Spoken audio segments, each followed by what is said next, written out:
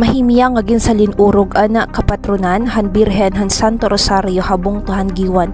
Inan gintagan hinduon han incident management team nga nagpatuman hin incident command system tikang han pagtikang han cultural shows nga da nga nahuman an mga bruhaton nga ginorganisar han LGU giwan nga nagdalan hin talwas nga selebrasyon. An incident command system nga ginpapatuman han LGU in panuyo nga makapahamtang hin organisado nga hapsay nga pagresponde ngan kadagmitan nga aksyon diri lah oras sin kalamidad kundi sugad man ang mga dagko nga mga aktibidad nga gindudumara habungto. Sumalakan Miss Jerry Cabantilan, Medical Group Supervisor durante han gindumara nga civic military parade, iyagintagan hinduon ang papel han incident management team hapag abot hin seguridad ngan pagresponde han IMT.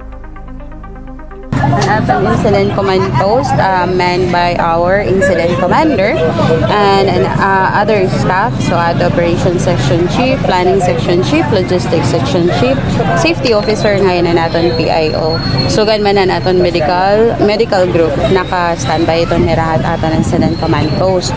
So for our function naman, we provide security han aton mga magpurulaw, ngayon aton mga participants, and safety gihap nira, and most especially we provide first aid para kadtong mga nanginginahanglan.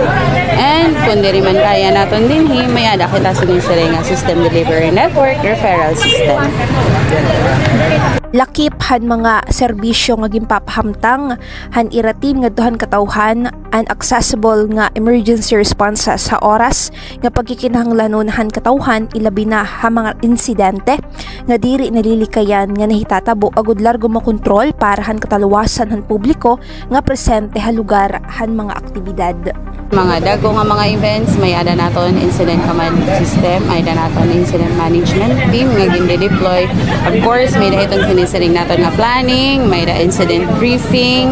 So may da naton iton gin susunod nga mga kan. Tapos permanente iton kada adlaw iba-ibaliwatan naton organizational structure iton aton ICS team. Most especially kung hain an event, dapat ato kita. Kung hainan may incident, ato kita. So, makikita natin, maka-foresight natin kung ano ang needs na natin mga tao, natin mga i-respond. Kabugusan, naging talwas ngan hapsayan nga tanan nga burhaton ngan ang selebrasyon han kapatronan ngan waray na itala nga mga insidente nga nagdurothin kadalkaduhan ha publiko kabakyang ang mga kapulisan para han seguridad han mga giwananon. Tikang din ni Hagiwan Eastern Samar ini Maureen Salamida, Eastern Samar News Service.